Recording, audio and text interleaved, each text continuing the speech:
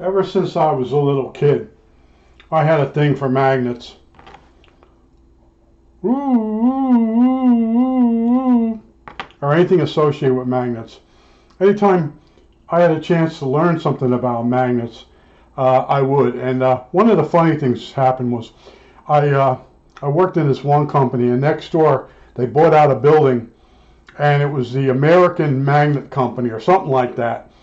And they sent a guy over there to shovel magnets. They went out of business, and people just took the magnets out of boxes and threw them down on the floor, and they all stuck together. And they sent this one guy over there to shovel them. And I said, "Oh my, he was hoping they'd get him a plastic shovel." I said, "It's not going to help." And he's just looking at me. I said, "Look," I said, "right now when you're shoveling the magnets with a steel shovel, they're getting stuck to the shovel."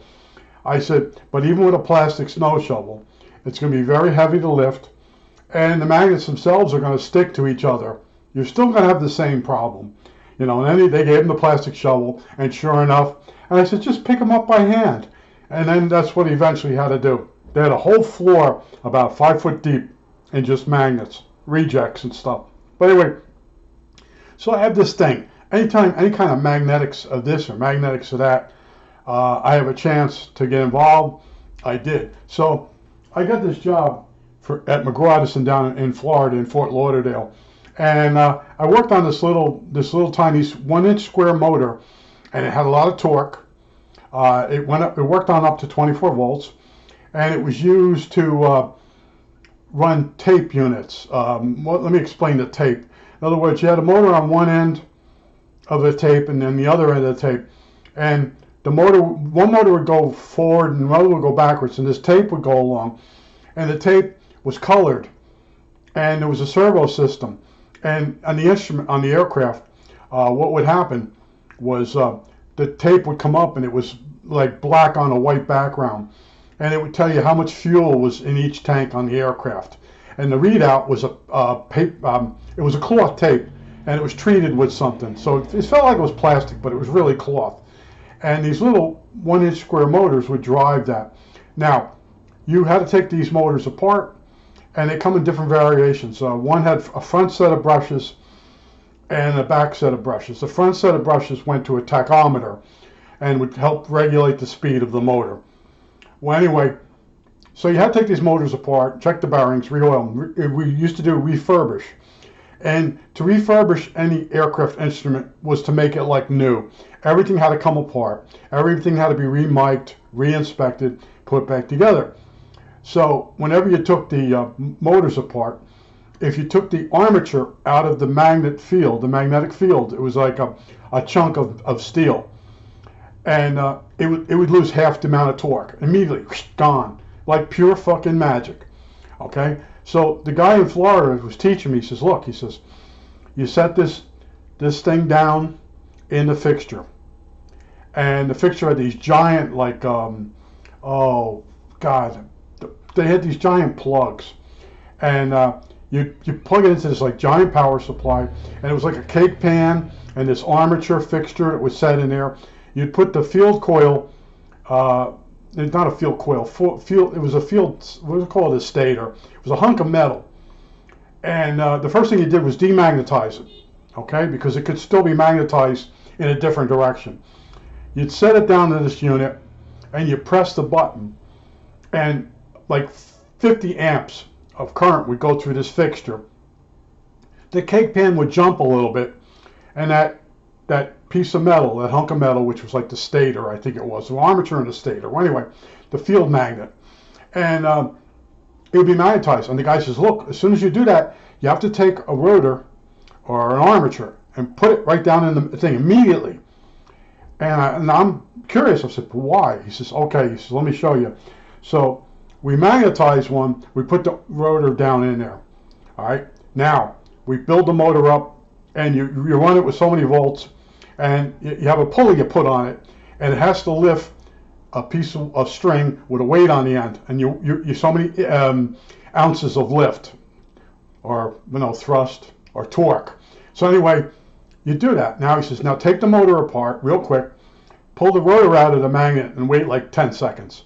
So you do that. Now you put it back together, and you try the test again, and you find out that the motor will not lift the weight, and you're like, what the hell happened? He says, well, the magnetic field is formed in that lump of steel, the field coil, or the field magnet, and he says that it collapses. It demagnetizes itself, and to the point where you have half the magnetism in just a matter of minutes, because it's not rare earth. It was just a plain al nickel was the formula back in those days.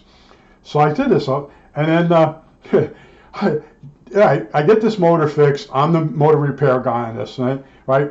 McGraw Edison, I'm the motor guy, motor synchro transmitters, ground flap indicator instrument, a couple of little instruments.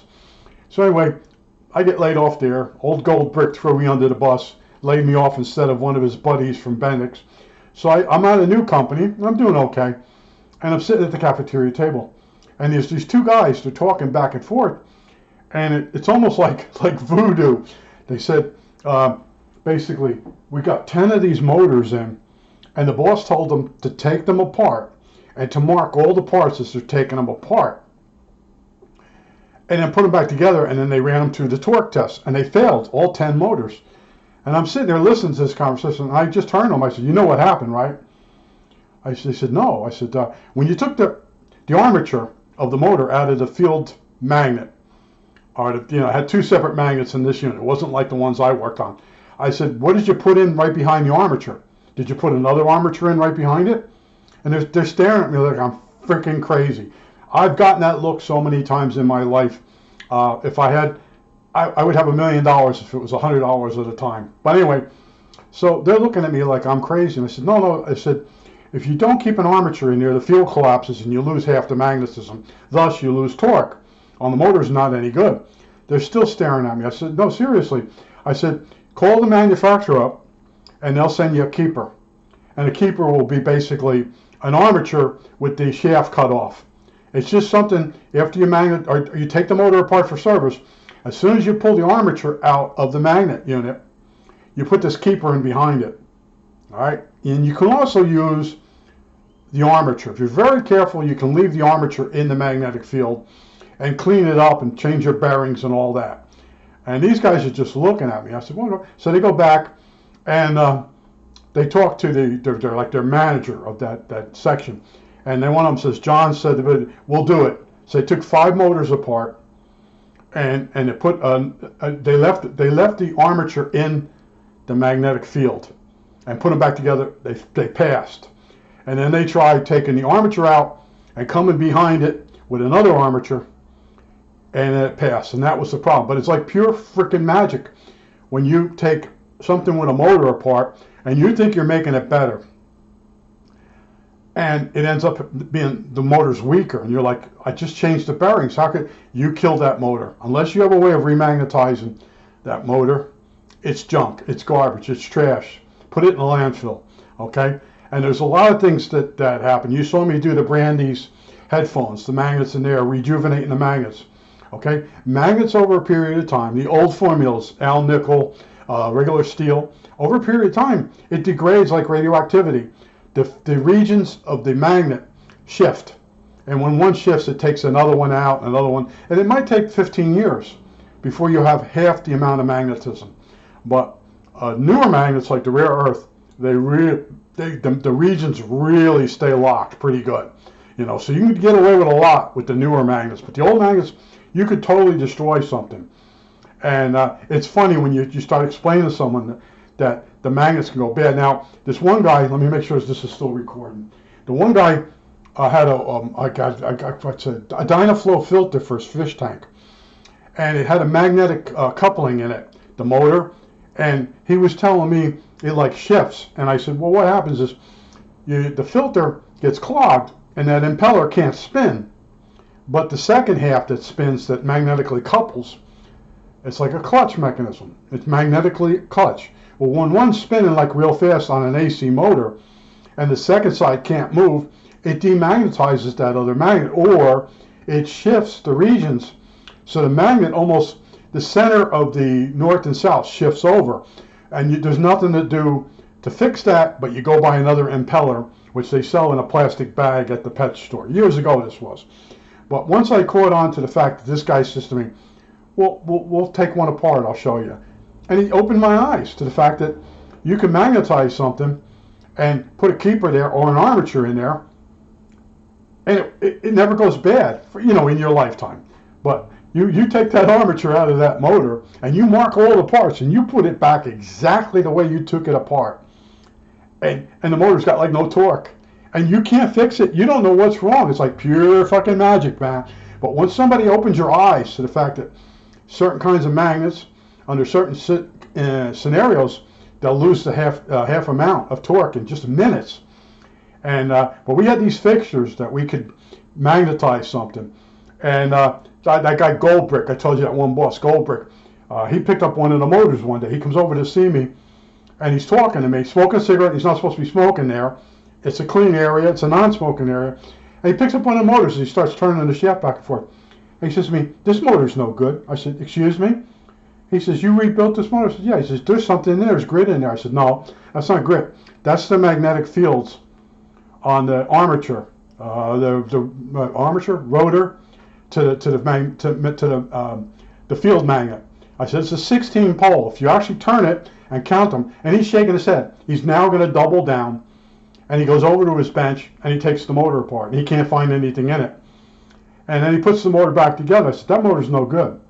I said, it spins easier now, doesn't it? Yeah, but there's nothing in it. I said, yeah, does that what you thought was something caught in there, that was the magnetic fields. You took the armature out of the magnetic, out of the field magnet, and that has to be remagnetized. So I took him with me to show him the magnetizer, and then he was arguing with me that we don't have to demagnetize the metal piece, and you do, because if you accidentally magnetize the field magnet backwards from what it was, you're not going to get the full magnetism. You have to totally remove all the magnetism and then fully magnetize it again, put your armature in there. And I put the motor back together in front of him, and this was a different motor, and then he started turning, well, I don't know about that. And this guy was my boss. He was supposedly a synchro gyro expert. He was not an expert. He was a bullshit artist. I think that's it. All right, that's it.